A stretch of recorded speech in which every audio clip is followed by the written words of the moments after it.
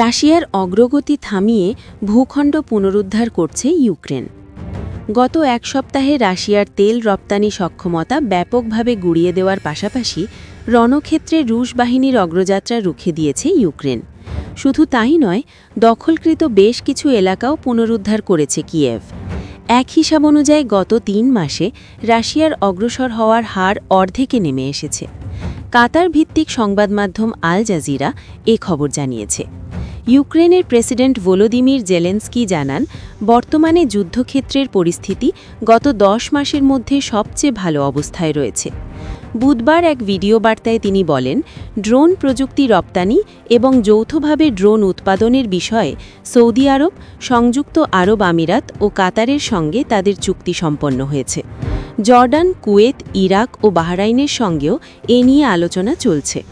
আধুনিক হুমকি মোকাবিলায় ইউক্রেনের বহুস্তরী প্রতিরক্ষা ব্যবস্থার অভিজ্ঞতায় এই দেশগুলি আগ্রহী। ইউক্রেনীয় সশস্ত্র বাহিনীর প্রধান ওলেক্সান্ডার সিরস্কি জানান, ড্রোন বিধ্বংসী অভিযানের সংখ্যা ফেব্রুয়ারির তুলনায় মার্চ মাসে প্রায় ৫৫% বেড়েছে। তিনি আরও বলেন, বর্তমানে রাশিয়ার ৯০% হতাহতের ঘটনা ঘটছে রিমোট নিয়ন্ত্রিত এফপিভি ড্রোনের মাধ্যমে। প্রতিরক্ষামন্ত্রী মিখাইলো ফেদোরভ জানিয়েছেন, ২০২৪ সালের প্রথম ৩ মাসেই গত বছরের অর্ধেকের বেশি ড্রোন ও গোলাবারুদ কেনা হয়েছে। তিনি বলেন, ড্রোন প্রযুক্তির মাধ্যমে এখন ব্যয়বহুল বড় ক্যালিবারের কামানের গোলা ছাড়াই নিখুঁতভাবে শত্রুপক্ষের পদাতিক বাহিনী ও হালকা সরঞ্জামে আঘাত হানা সম্ভব হচ্ছে।